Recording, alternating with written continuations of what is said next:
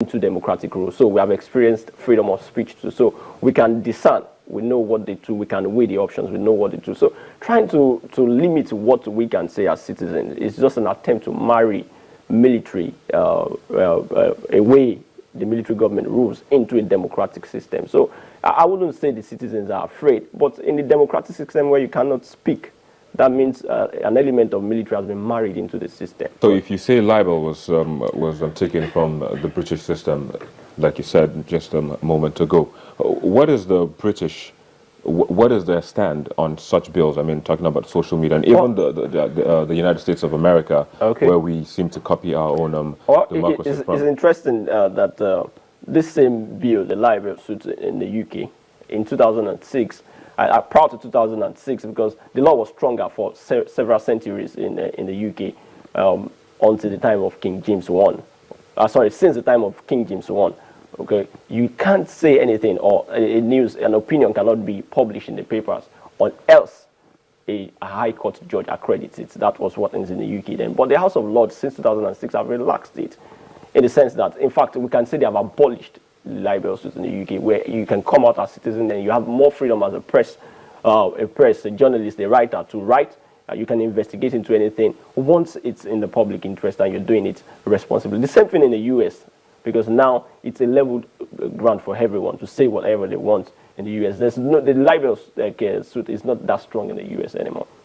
So it's close to being abolished, like what is done in the UK. So now, if Nigeria is pushing for something like what the Senate is pushing for now, it's like we're regressing in our democracy, because we are looking forth to countries like UK, the US, France, like they are advanced democracies, nations we are looking forth to, like the giant strides they are taking. We want to take such strides too, and well, I'm sure Nigerian citizens don't want to go back 10 years backwards. Of course. But of course, we have to wait and see how that plays out, because the Senate is, I mean, the person who moved the motion for the bill, that Senator Ibn Allah, is saying that they will go ahead with this bill. Now, one interesting thing is that Senator Nala, who's sponsoring this bill, is not on social media.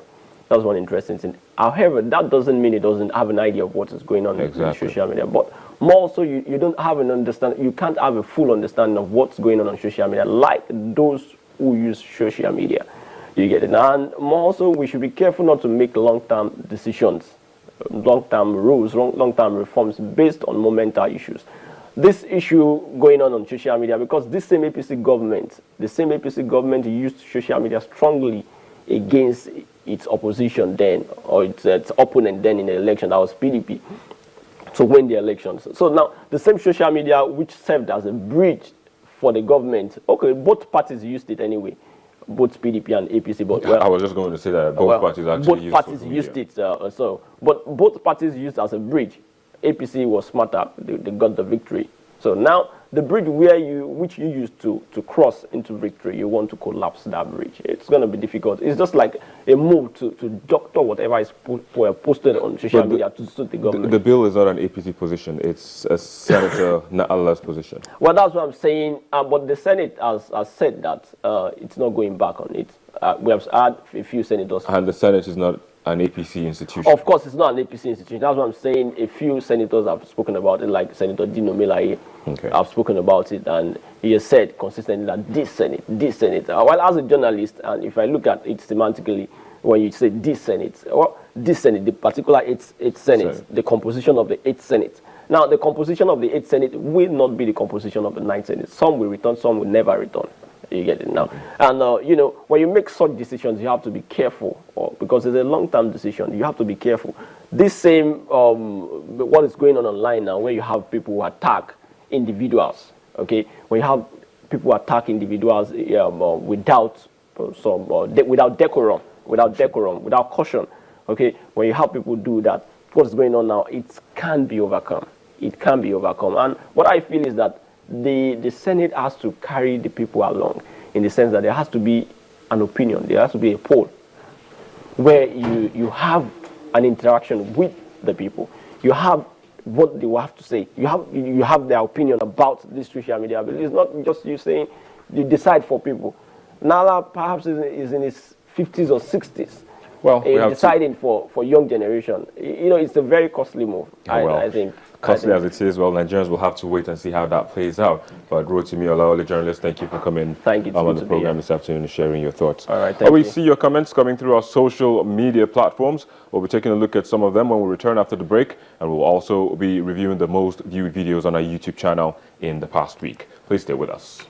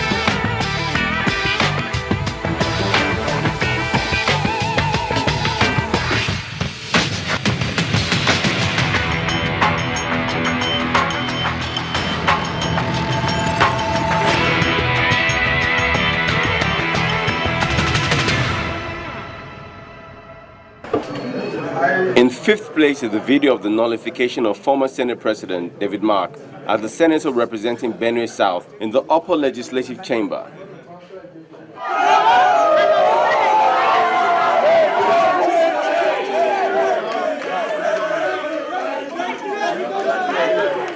In fourth position is the declaration of the Kogi State election as inconclusive by the Independent Resident Electoral Commission, INEC.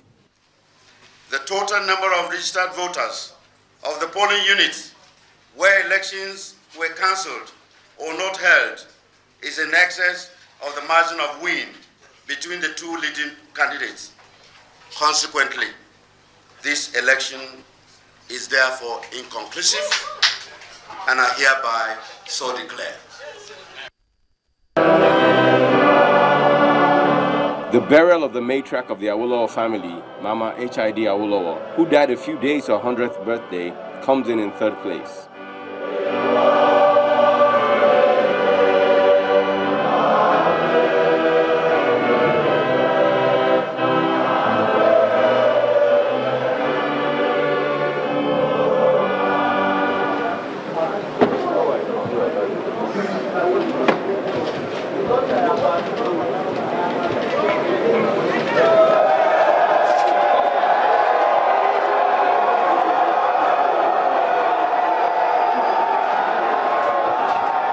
In second place is the presentation of the leader of the Independent People of Biafra, Nnamdi Kanu, in court by operatives of the Department of State Services.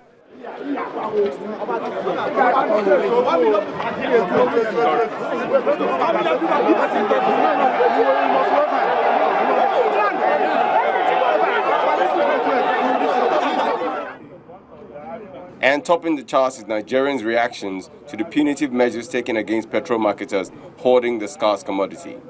Selling free at the moment now. Who do I call now? Well, if they are ordering the fuel, they shouldn't be doing that. To be sincere, they should keep their door open for people to come in and buy fuel. So now that they did, you bought free? Yes, I bought free. I got it free. I was actually hunting for fuel, coming from VI. And I saw DPR people. I thought, okay, I guess they want to sell. So I was actually bringing out my wallet, and they told me, no, you are not. Buy, put your wallet back in. That this is for free, and I filled my tank. So I guess this is a major warning to all those who are hoarding fuel and causing artificial scarcity that there is a new sheriff in town. The proposed act to prohibit frivolous petitions and other related matters, if passed, will make those who contravene it to be liable to 7 years imprisonment or 5 million naira fine. Nigerians have protested against the bill, but the move of the bill says there is no going back. However, when a similar bill was presented in the United States of America, the public outcry that followed made the bill to be shelved. So the Senate either needs to enlighten Nigerians on what they don't know about the bill that is in their interest, or grant the wish of the same Nigerians that put them there, or it will be a classic case of biting the hand that fed you. We end on this note, but continue via the social media addresses showing on your screen. Thank you for watching. I am Victor Matthias.